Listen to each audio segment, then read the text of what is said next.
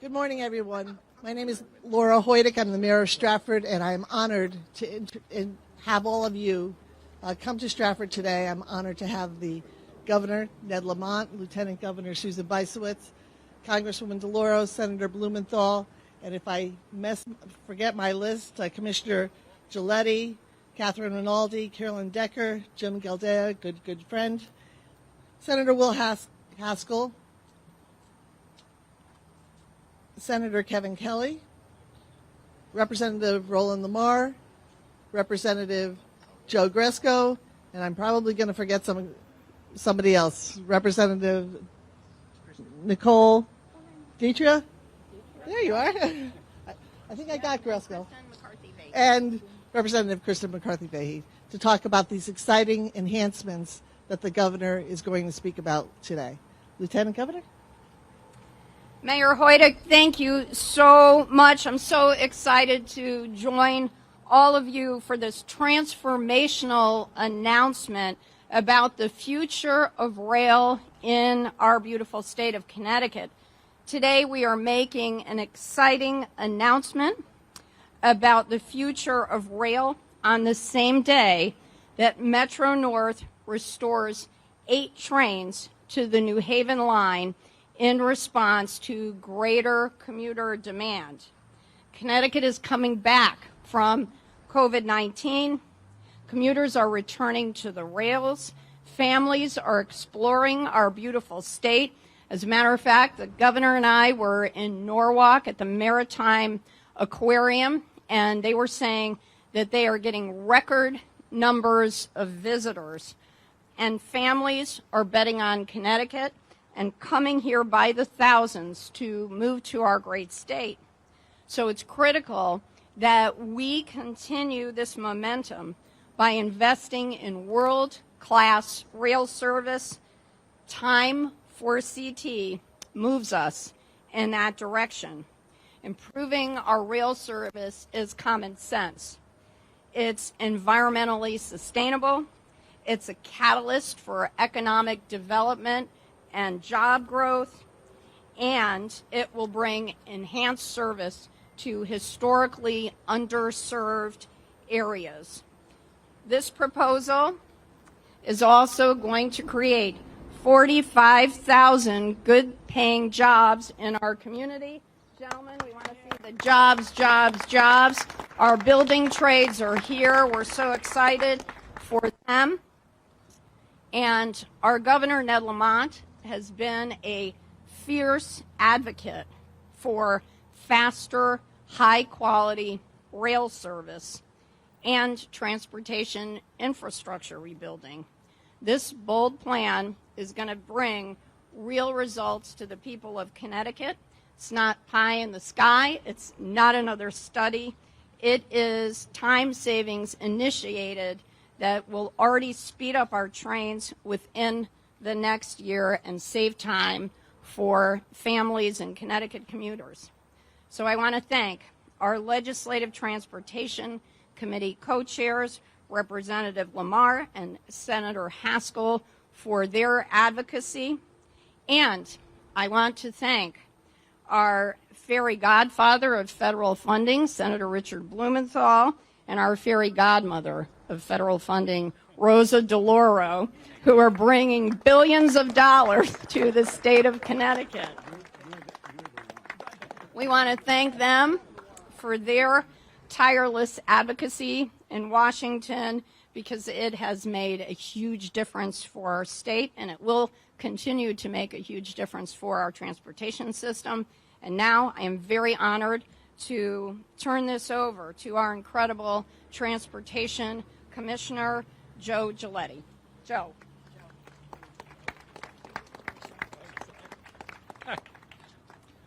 Well, thank you very much to the Lieutenant Governor Bysowitz, to Governor Lamont, Senator Blumenthal, Congresswoman DeLauro, Transportation Committee co-chairs, Senator Haskell and Representative Roland LEMAR, and a special thanks to the Connecticut DOT team as well as to the Amtrak and Metro North teams.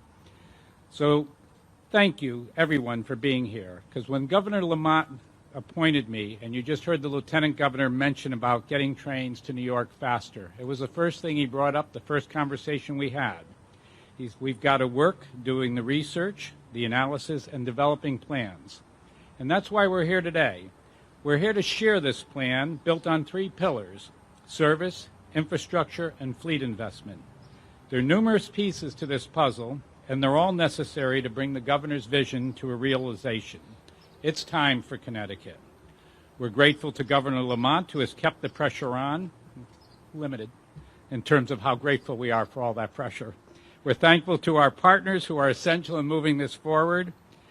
We need you in total partnership: Amtrak, Metro-North, labor, and the construction industry, along with the Federal Railroad Administration and state and federal delegations, because even in this past year, our partnership with Metro-North and Amtrak has led to where our congressional delegation got us additional funding for bridges that were out here that were in dire need of repair, and they've kept us going, and they kept us going all the way through COVID with CARES funding that allowed us to keep our operations going, and we couldn't carry this out without our federal partners. Governor Lamont's vision to have faster trains in Connecticut was not only forward-thinking, but also vital and equitable, because rail is one of the most efficient connectors to Connecticut and New York families and businesses, and we learned how to make it better, faster, more modern, and technologically up-to-date.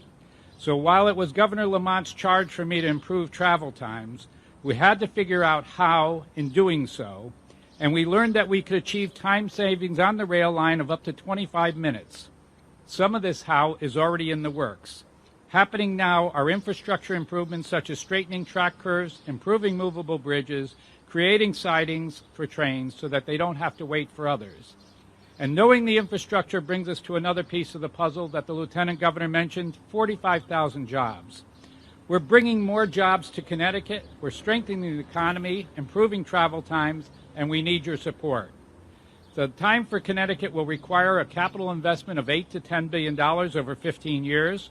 We will look to every program that exists today. We've always been successful, and the federal government has acknowledged that when additional funds were available, they made them available to us because we could deliver, and we have every single year. And we will not stop until we get the support and the funding that we need. So it's time to act on behalf of the residents of Connecticut. There is no question we have a lot of work to do, and we can't be able to do it without our partners. So Washington is an important piece of the funding puzzle. We can't rebuild Connecticut infrastructure without a federal infrastructure bill, and we can't improve Connecticut's rails without federal partners. So I want to applaud the governor and our elected leaders for their commitment to innovate transportation solutions in the region and the state. I am optimistic, and this past year we learned so much and saw new possibilities with having the right technology, the right partners, and the right plan. So the time is right for Connecticut for the 21st century. The benefits will have a significant social, equitable, and economic impact, and investment in innovation and technology. And let's not forget the governor also came up with a plan that we would have free buses on the weekends between Memorial Day and Labor Day. All right, again, to go and encourage the growth you hear for our state infrastructure and our state museums and our state parks. So before I go, I'll say stay tuned. What you're seeing now is just one piece of an entire plan for the Northeast Corridor being developed with our sister states and partners. There's more for the region to come. Thank you. Commissioner, thank you so much. And now it's my pleasure to introduce Catherine Rinaldi. She is the president of MTA Metro-North Railroad. Catherine.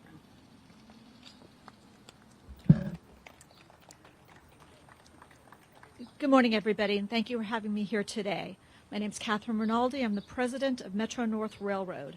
I'm so happy to have been invited to this wonderful event and proud to be here today with you to share my support for this transformative plan for faster rides within the state of Connecticut. Our ridership at Metro-North has been steadily returning since the spring. And today, as the Lieutenant Governor noted, we implemented a service increase with another more significant service increase set to take place in August. And now, with so many of our riders returning, we have a unique opportunity to move ahead with time for Connecticut and deliver real results for commuters around the state by increasing service to New York, and by cutting commutes by up to 25 minutes.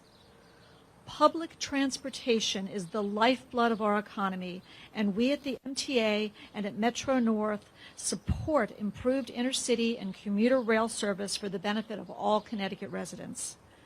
Time for Connecticut is exactly what we need to promote economic growth that will see us through the pandemic recovery and will set the state up for success for decades to come. There are climate benefits at play here as well. More frequent and faster rail service will get people out of their cars, reducing highway congestion and greenhouse gas emissions at the same time. We need to get this done and funded now. I look forward to working with our partners at the State of Connecticut Department of Transportation and Amtrak on this promising proposal, and I thank the Governor for his leadership on this very important issue. Thank you so much for having me here today. Thank you so much. It's my pleasure to introduce Caroline Decker, Amtrak Vice President, Northeast Corridor Service Line. Caroline. Thank you. Excellent. Thank you, and good morning, everyone. I took the train up this morning from Washington, D.C. I am proof that there are so many better ways to travel than getting in the car or getting in a plane. And what we're talking about today is, pun intended, we are on the right track. We want to thank everyone here for inviting Amtrak, who is working in amazing partnership with the state of Connecticut to advance these important transformative programs and projects to the congressional delegation. I will repeat it. It bears repeating. Congresswoman DeLauro, Senator Blumenthal, the federal funding that you provide for these vital asset replacements are essential. The bridges, when we talk about Connecticut Bridge, Walk Bridge, they are essential and they're costly, but we've got to do it. And working with federal partners at the FRA, we know that it is doable and viable. And in closing, I simply want to say that Amtrak is ready to work hand in glove with Connecticut. We know there are so many opportunities to improve the trip times between important communities in Connecticut and New York and North, and we're going to do everything we can. Train travel is the most energy efficient mode of transportation. In addition to creating jobs, we can fight the climate challenge. This is the best way to decarbonize travel, so let's do it. Thank you, and thank you very much. Thank you, Caroline. Next, I'd like to introduce Jim Gildea, Chair of the Connecticut Commuter Rail Council. Jim. Hi, everybody. How you doing today? So I'm very excited to be here because I am a boots-in-the-ground real rail commuter. Not only do I take one line, I take two lines. I take the Waterbury line, and then I take the New Haven line. So I get it. And as a real commuter and as a rail advocate on the Connecticut Commuter Rail Council, I feel like I speak with real credibility when I tell you that other than safety, the single most important thing to the everyday commuter is spending less time on the train. Simply put, we do not want to be on the train more than we need to. We want to leave our houses later. We want to get home to our families quicker. We want to improve our quality of life, and this plan does that. Thank you.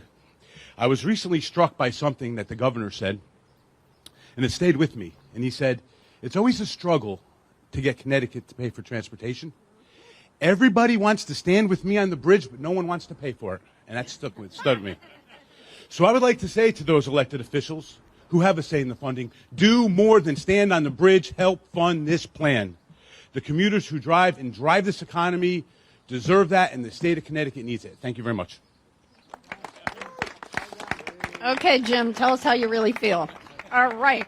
It's my pleasure to introduce Roland LEMAR. Roland is the co-chair of the House Transportation Committee.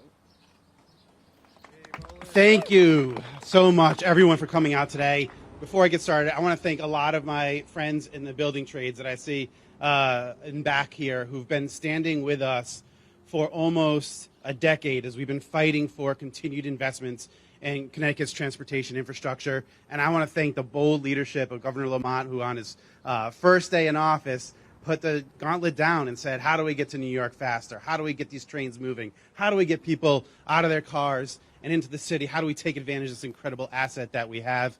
And, of course, I have to thank Senator Blumenthal and my congressperson, who's, I think, undeniably the best leader that I could ever imagine having in the moment that we're in, Congresswoman Rosa DeLauro, who I think has set a pretty bold agenda for us and who refuses to miss moments. And that's what we have. We have a moment right now where we seize the future. We say Connecticut's investing in our people, in our location. We're taking advantage of this opportunity, and we're going to move forward. We either have this opportunity that we seize or we regret forever. And I know with the leadership that we have, both in the governor's office and our federal partners, we will not miss this opportunity.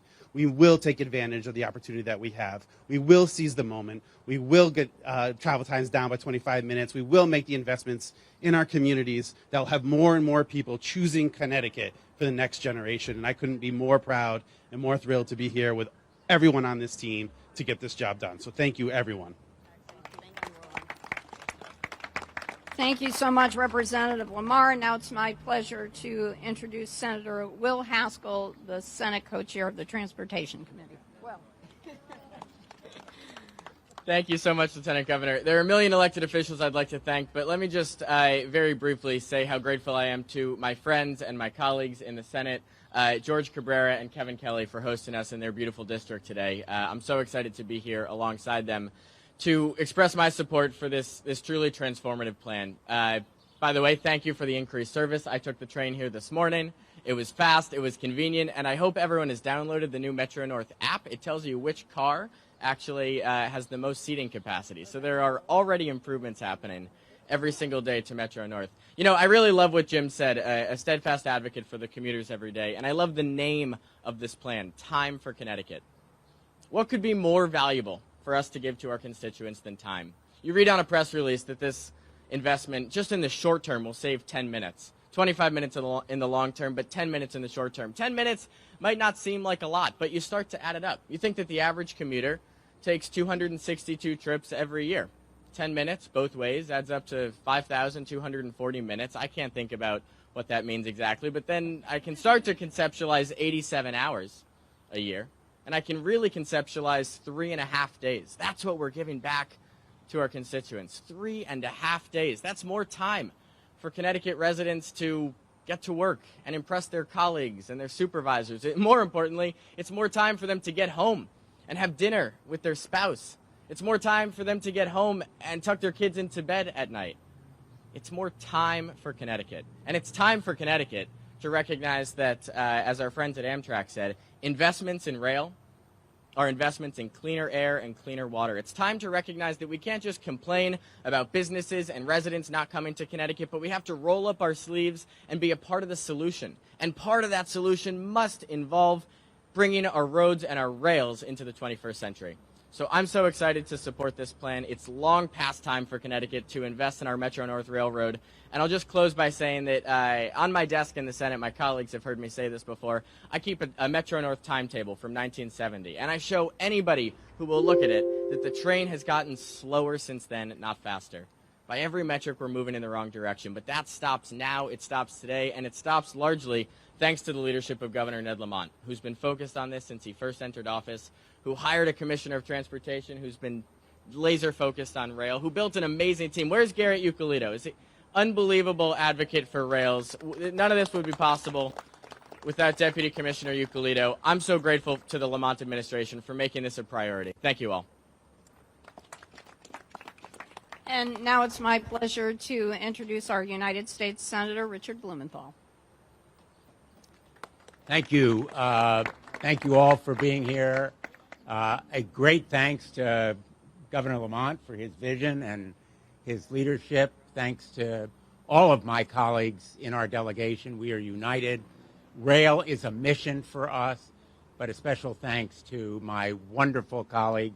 I'm proud to be the fairy godfather, but godmothers are more important. And I want to thank the folks who have been working on the rail over this last year and a half, the folks who make these trains run, who maintain the tracks, the conductors, the ticket takers, everyone who's been on the front lines. I don't know whether you're here today, but thank you for the great work you've been doing. And thanks to the workers who are going to make Time for Connecticut a reality, the trades workers, and maybe equally important, to the unions who represent them and who make them strong and make us strong as a state. This plan has legs, or should I say it has tracks. It is realistic. It's rooted in reality. It's doable. That's one of its great strengths. Let's face some uncomfortable truths. How many of you drove over the weekend? What was the traffic like? Intolerable. It was intolerable, bumper to bumper.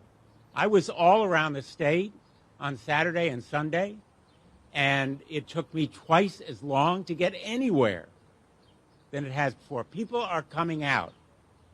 But here's the first uncomfortable truth.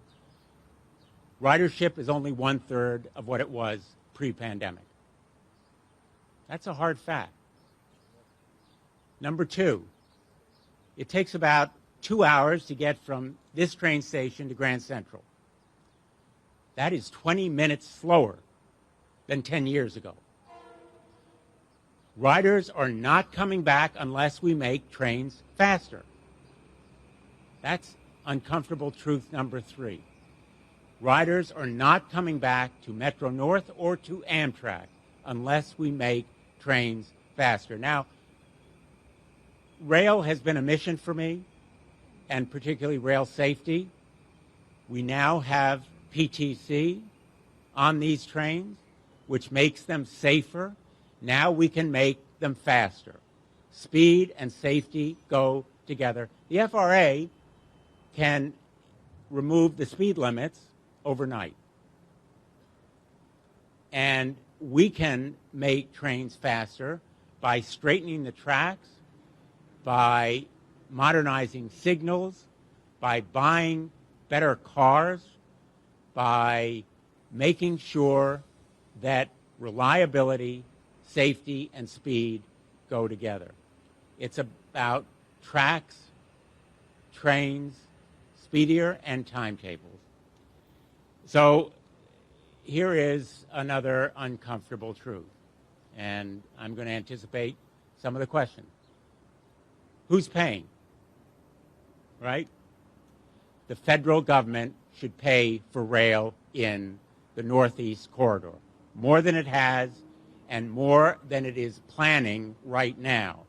We need a massive, bold infrastructure program, bigger and better than what we're seeing right now, emerging as a likely bipartisan plan. The House infrastructure plan does far better than what the Senate is planning right now. And we need two Joes, Joe Biden, Joe Manchin, to get behind it. And Joe Giletti is going to persuade both of them. No pressure, Joe. But actually, we all need to persuade them because every state has rail. Literally, every state has rail, and it's all interconnected. If the Hudson Tunnel collapses, if the Walk Bridge in Norwalk collapses, if the Connecticut River Bridge collapses, rail goes down throughout the coast of the United States. Northeast is all linked and interconnected with the rest of the country. So we need to use the Surface Transportation Investment Act that was passed by the Commerce Committee just last Wednesday, improve on it when it goes to the floor. We need to fight and fight hard because it will be a pitched battle to get this plan done and to get this money to Connecticut. I'm very proud that we have great allies here. We're firmly united, and we're going to get it done. Thank you. Thank you, Senator. And as almost all of the speakers have alluded to, we are at a critical moment as the federal infrastructure plan is being worked on and finalized.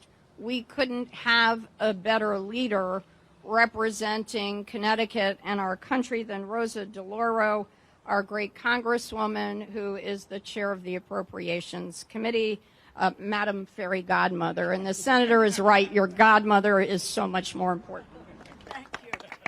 Thank you, Lieutenant Governor. What a joy to be here today. Look, I love trains. I really do. You don't know this about me. I took a train for 4 years from New Haven to Milford to go to Laurelton Hall every single morning. Now, the conductors didn't, were a little crazed with these young women who were just making a lot of noise. But I take the train. I will be on this afternoon, Caroline, and I pass back and forth from Washington to New Haven twice a week. And it really is. And I say to you, Governor, thank you. Thank you for what you, the priorities that you have made with regard to this. There we go. Here we go. All right. And if you ever come to my house, to which you're all welcome, there is on the ceiling in our kitchen a train that goes around. I do love trains. But I want to just say, if you look around here this morning, what a great partnership. It is local, state, federal government coming together to move us forward. And it is about fast train service for the state of Connecticut. And it is about, as the Lieutenant Governor said, jobs, jobs, jobs. And it is infrastructure that creates jobs, and jobs that cannot be outsourced anywhere else. So it is a great moment for us, $8 to $10 billion, necessary down payment for a higher speed rail throughout our state. I plan to fight for this effort as chair of the Appropriations Committee to make sure that we are getting the high-speed rail that the people of this state deserve, in partnership with Amtrak, Metro North, and as the commissioner said, it's based on 3 critical pillars: service, infrastructure, and fleet. This is about time savings as soon as 2022. We need to recognize now the importance of investing in high-speed rail. I have been working with the groups that advocate for more rail investment for the Northeast Corridor to ensure that the federal dollars make it to Connecticut and fund high-speed rail projects across New England, projects like this. Let me just mention to you that with the administration, transformational American Rescue Plan, $1.9 trillion package. It invests in transit systems, $30 billion for transit agencies across the country to prevent, prepare, and respond to the continued threat of the pandemic. $1.7 billion to keep Amtrak fully operational through the end of 2021, ending worker furloughs and restoring service. If you take a look at the multiple efforts in which we have moved since January, the CARES package, including $1.8 billion for rail, December in the omnibus, $1 billion, the American Rescue Plan, the American Jobs Plan, and yes, the House bill is better than what the bipartisan bill is going to come forward with, but we will have an infrastructure package which will include rail. And I might add that the president is apparently going to make some sort of a statement today.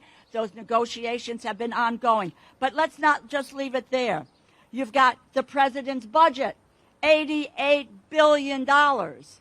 You've got the surface transportation bill.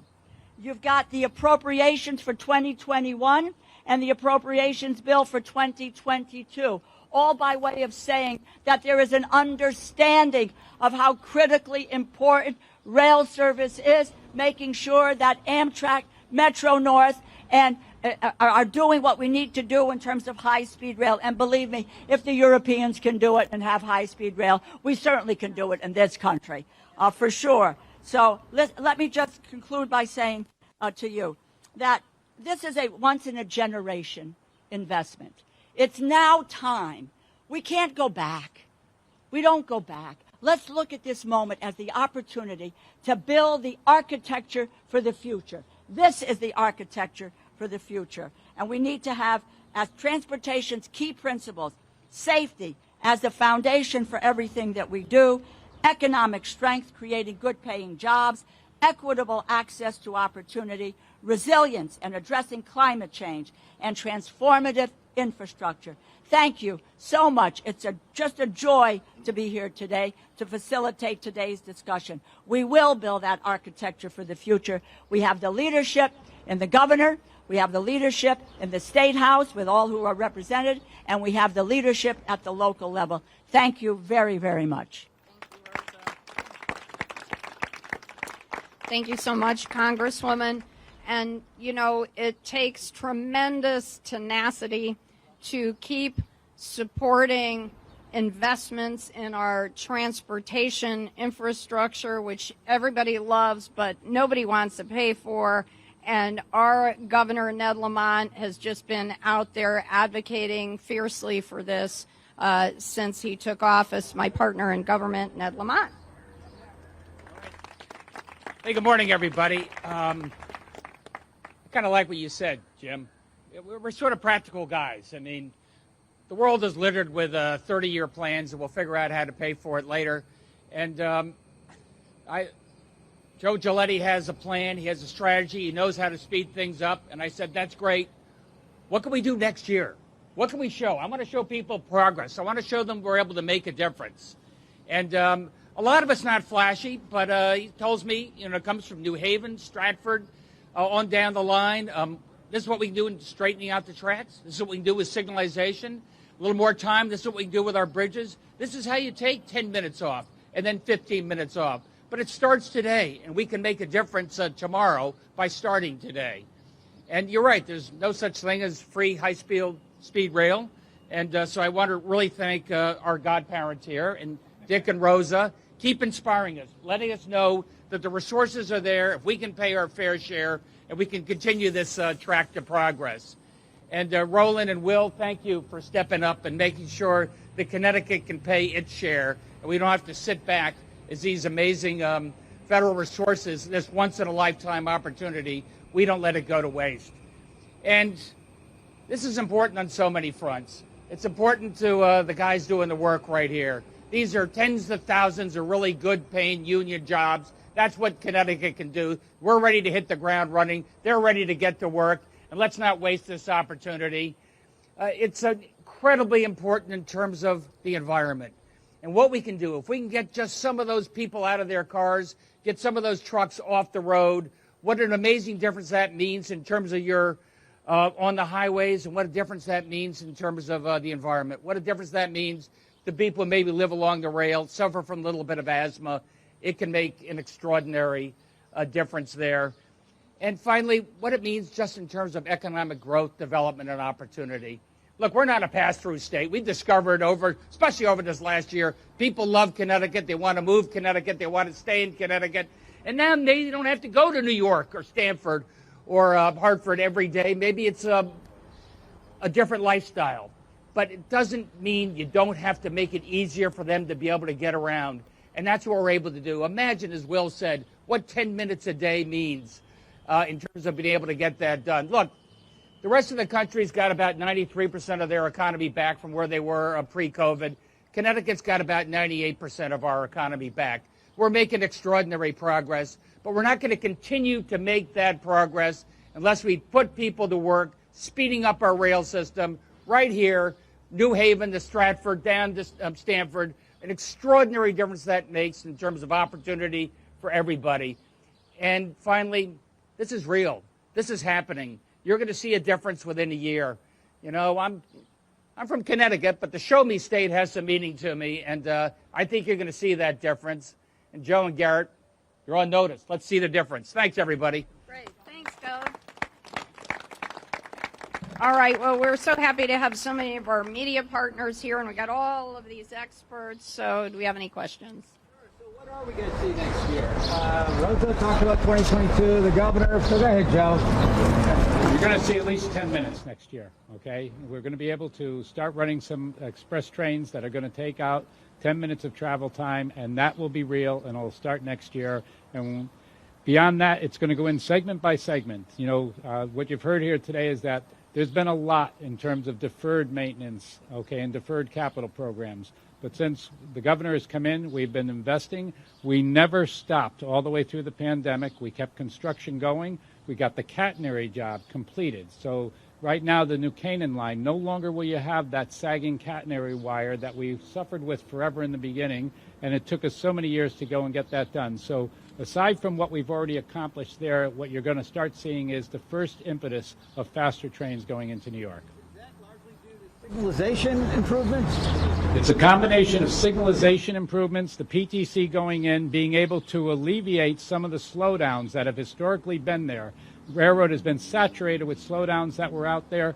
We've been able to clean up those slowdowns, and on top of that, what we're doing now is we've looked at all the drawbridges and all the fixed bridges, and we've looked at whether or not we can ballast deck them, and which allows us to increase some of the speeds. We've looked at increasing the speeds on the drawbridges, which are limited by miter rails. So we've taken everything in. We've gone inch by inch over this railroad. So the plan you see in front of you is extremely practical and well laid out. It's more than a vision. It goes right into a plan on the work that's coming forward.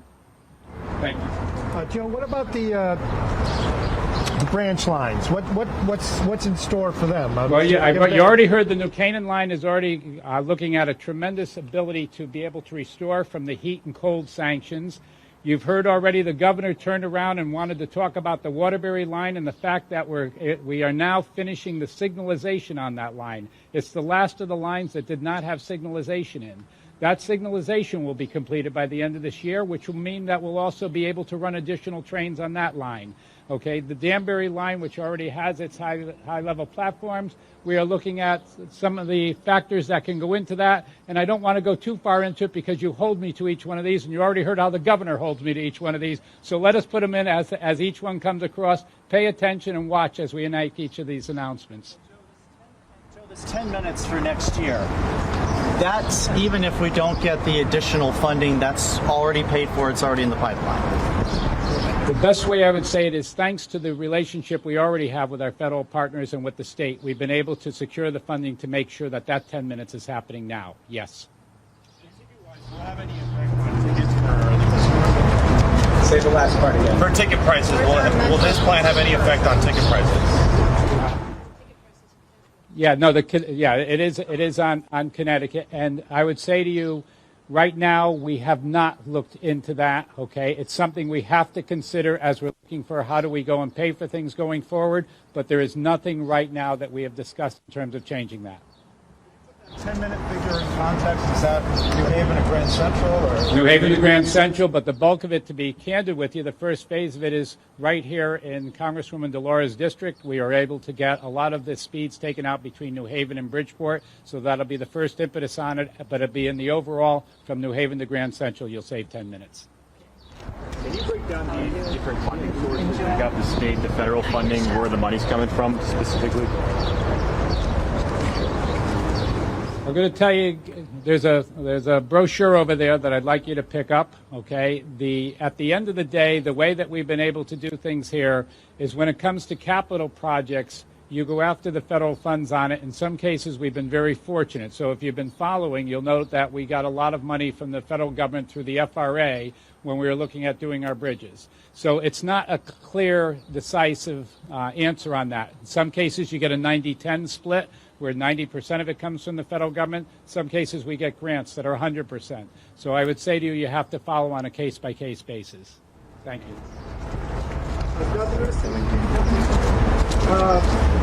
Just wondering in terms of the financing, that was part of the issue with tolls. We were going to raise money, and then we're going to be able to use this money to leverage federal highway and rail loans. You've just gotten the highway user tax. It's going to be $90 million in a couple of years, supposedly when it kicks in. Is that going to be sufficient? Are you going to have sufficient sources of state funding to leverage the kind of federal funding that we can do this first round, Paul. I mean, that's why it was really important. We're going to get $90 million a year in additional resources. We'll be able to leverage that. If our godparents get us a 90-10 match, that makes it a little easier. 80-20, we'll have to slow down a little bit, but we've got the resources in place, Paul, to do that 10 minutes. We ought to have that done in a little over a year. About moving forward, I mean, you're talking about up to $10 billion investment. Where's the state going to come up with their share of that? Are we talking about bonding? Are we talking about more budgeting? Yeah, we would have to bond our, say, 10% share of that $10 billion, that $1 billion. But the $100 million a year, $90 million a year we get from the highway user fee gives us a little bit of flexibility there. Are you concerned at all about the fight in Washington? The president doesn't want the gas tax. Everybody's kind of jockeying for position. Yeah, roles are reversed down there. It's the president doesn't want the gas tax, and some of the Republicans want a user fee to pay for things. That said, look, you talk to Dick and Rosa. I think infrastructure is broadly, we know how important it is. I think that's bipartisan. There's always a squabble about how you pay for it. You guys going to get it done? Just think of it for a moment. When I read off the litany of what the federal government's commitment was to transportation, to rail, to infrastructure, going back to last year in December with an omnibus bill, prior to that looking at the CARES packages, and now with the American Rescue Plan, with the sizable amount of money, and that money is beginning to flow to the states, etc. Now, the jobs piece is a very, very big piece, and there is commitment to infrastructure. We will work out the details of this, but critically important in all of this, and in the midst of this, it gets complex. You've got a surface transportation bill, which increases funding. That is up for amendment this coming week. And quite frankly, if we do not get agreement in the short term on where we want to go, we will move on the surface transportation bill, and hopefully we'll go bigger than we were last year. And that has repercussions for the amount of money we will have in the state. As I mentioned to you, there are appropriations bills. Those bills have got to be passed every year. We had a sizable amount for infrastructure and rail in the 2021 bill. We will do the same. We're putting together those bills now. So, yes, there will be, bumps, et cetera, along the road. But I believe that there is a serious commitment all of the way around for infrastructure, because the realization is that it is an economic driver. It creates jobs, and it creates the much-needed services that our citizens need to move forward. I think that, the president on how to pay for it has laid out some very realistic principles. A minimum corporate tax, but no tax increase for anybody earning more than $400,000, which means no user fees and no heightened gas tax. And that's why he's opposed to it, and I'm opposed to it. So I think that a combination of minimum corporate taxes and maybe some increases in capital gains for people earning more than $400,000 is a major way that it will be funded. But I think right now the important point is to agree on the investment. It's not spending, it's not funding, it's investment in our future. And if we don't invest now, we're going to pay a lot more later. Lieutenant Governor, you've been on the political scene in Connecticut a long time. I've been here covering this state for 40 years this week. I feel like I've been here before. Like, help me convince people that are reading what I write that this is any different from the 50 other times that we've heard this. Because we, first of all, as Commissioner Giletti said, this 10 minutes out of the 25 that we're getting is already invested in and paid for. And second, we have this transformational opportunity that we haven't seen in at least 5 or 6 decades to get federal infrastructure dollars. And thirdly, we've already received, as Congresswoman DeLauro was pointing out, money toward that effort from the various federal acts that have already been passed and are being funded. And fourthly, I'll say, there were a lot of people who doubted we'd get online gaming and gaming reform done. Yeah, it was complicated. It took a couple of years. And same thing with marijuana. The tough stuff takes a while to sort out, but we're on track. We have a plan. And for the first time, we already have and will be receiving major federal dollars to do this. That's up to the Commissioner on Consumer Protection. You know, No Dan, smoking. Let's not minimize that there has been progress, right? Over 40 years. Trains are safer today because we have positive train control, which took a while to get. Now we need to make them faster. And the difference is, and I understand, you know, no one is more realistically skeptical than the road warriors who ride these trains, with good reason. But this plan is really grounded in reality. It's not some fantasy land extravaganza. It's not a 20-year vision. It's 2022. We're going to take 10 minutes off your trip, even more, 25 minutes by 2025. It's a timetable. You can hold them and all of us accountable. I just wanted to say this to you. Where have you been before where you're talking about a successive federal commitment to dealing with infrastructure and rail and doing things for Amtrak and Metro North and for the Stratford to Bridgeport piece here? I don't know of. Most recently, we heard a lot about infrastructure. There was Infrastructure Week, 1 week, then another week was Infrastructure Week, and never did we get to anywhere with regard to infrastructure. We are now getting somewhere with regard to infrastructure. The senator pointed out progress, and the progress is there.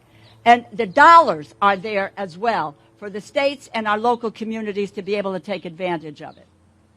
I'm not usually a guy who would talk, but I would just invite you to Derby or the Waterbury line. When you see the 4 passing sidings that are complete, they're going to call, yes, that's now going to call for increased service. That's real boots in the ground improvement that this administration is seeing to the end and putting trains in. So I just tell you, as a commuter, I don't really share that pessimism. I see some good things that have happened, and I'm convinced. Anybody else have any other questions? The bridge here in Stratford is one of the first bridges that's going to get repaired, right? The bridge here in Stratford is one of the first bridges that's going to get repaired. Norwalk is under construction right now. You're right that Devon will be the next one that we've got to go and look at, and we're looking at a multiple of options on it. Beautiful. And then, Yeah, you're looking for the work? Yes, there's going to be a lot of work here. I'm looking for the extension of the platform. Oh, okay. And Dan, I'll just say that soon you'll be able to do sports betting on your phone while you're on the train. Thanks, everybody.